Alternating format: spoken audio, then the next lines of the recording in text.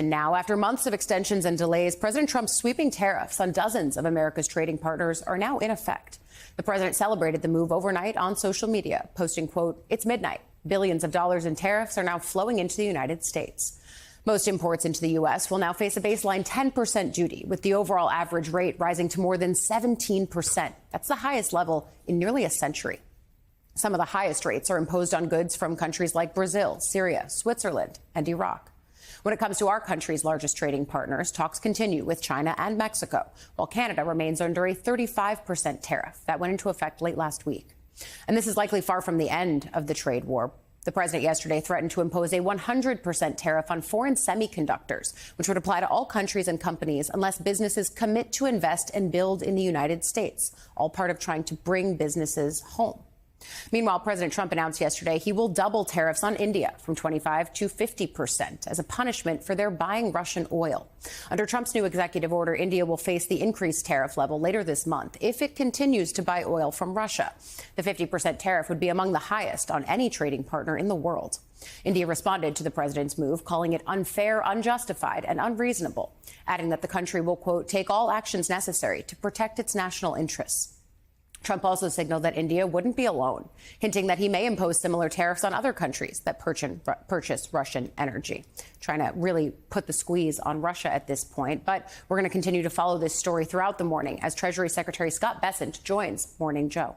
But joining us now, White House correspondent for Reuters, Jeff Mason. Jeff, I want to start by getting your reaction to these tariffs. Of course, this is a deadline that we've seen punted many times. It's stuck this time. But is this the last that we hear about shifting trade percentages and tariff wars, especially as we still see these negotiations outstanding with key partners in places like China?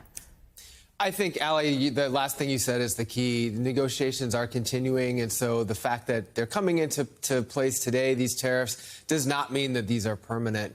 That said, there weren't any new breakthroughs overnight or in the last couple of days, which has happened in the past as these tariffs have been threatened before, and then there have been last-minute changes before the actual day of implementation.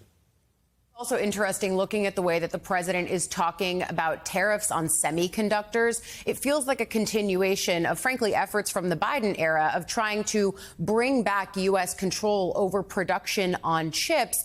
It was also notable that the president would make that threat alongside efforts from Apple to bring home their manufacturing and increase investment in the U.S., something that the president was celebrating. Can you talk a little bit about the ways that the administration is now trying to sort of bear out the other side of the equation? Tariffs were supposed to be a metric to bring more business back to the U.S., and that was always going to be a steep and slow climb. But talk a little bit about about how they're highlighting that here. Well, for starters, I would say that the event in the Oval Office yesterday with the CEO of Apple was quite fascinating, given that it wasn't that long ago that the president was really hammering Apple for not doing more in the United States and, in fact, for investing in a country like India, which, as you were just saying in the opener, is facing even tougher and higher tariffs than most trading partners right now from the United States because of President Trump's upset with India for its purchases of Russian oil. I also thought it was interesting that the CEO of Apple brought a 24-karat gold base to gift for the president, which was clearly very deliberate. But to your broader question, yeah, I mean, it goes to the point that President Trump is using tariffs as a cudgel to get his way and as a negotiating tactic. And that has worked with Apple. We'll see if it works with these other countries. Yeah, certainly that's something for us to continue to keep a close eye on. But I want you to stay with us for this next story because it's also central to the White House right now. A Kremlin aide says Russian President Vladimir Putin and President Trump have agreed to meet in the coming days, and a venue has been selected. The announcement comes just one day after Trump's envoy to the Middle East, Steve Witkoff, met with Putin in Moscow. Trump called that meeting highly productive, adding that great progress was made. Witkoff has visited Moscow a handful of times in the past few months as the Trump administration pushes for an end to the war in Ukraine. Now, it's not known exactly when Trump and Putin will meet, but yesterday a White House official told NBC News the discussions could happen as soon as next week if Putin also agrees to meet with Ukrainian President Volodymyr Zelensky. It's not clear if Putin has agreed to that yet, with the Kremlin aide saying their focus is on preparing for the bilateral meeting with Trump. But Jeff, this is a really interesting development in that it felt like we were always driving toward this, even as President Trump started talking tougher and threatening more sanctions on Russia. But what is the White House's belief on why this could change a situation that has been at a consistent stalemate and, frankly, has been an embarrassment for the White House at times? So a couple things. The president sees himself as a deal maker and a deal maker in chief. I think he probably thinks if he can sit down with President Putin that maybe he would be able to come up with a deal that so far has been elusive.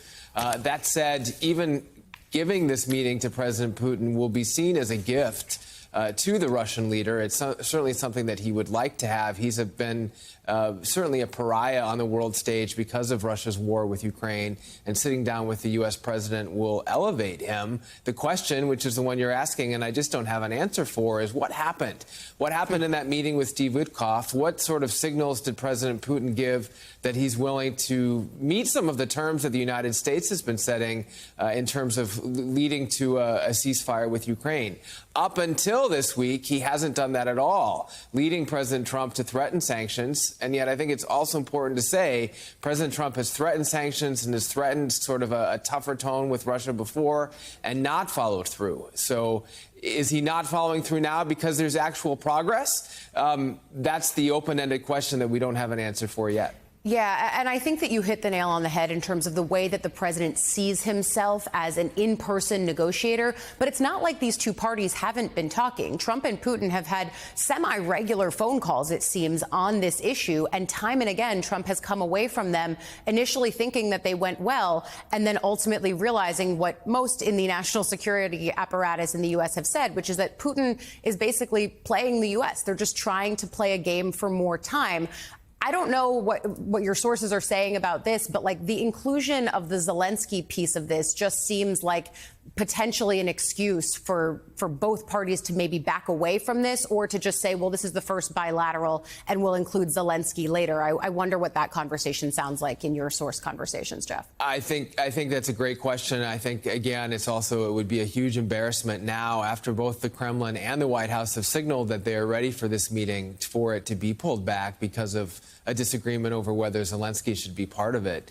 But clearly, and I think this has been an interesting dynamic to watch as well, that the president's relationship with President Zelensky has improved while his relationship with President Putin has not over the last several weeks because of not getting to where they wanted to get on a ceasefire. But we still don't have any details, as I was saying before, about what Russia is now willing to do to come to the table on a ceasefire. And that's the big piece, because if they do meet and that's not the end result, then what's the point? I agree. I think the stakes are extremely high if this meeting ultimately happens. Jeff Mason, priming us for all of it. Thank you. We're going to see you a little later, too, on Morning Joe.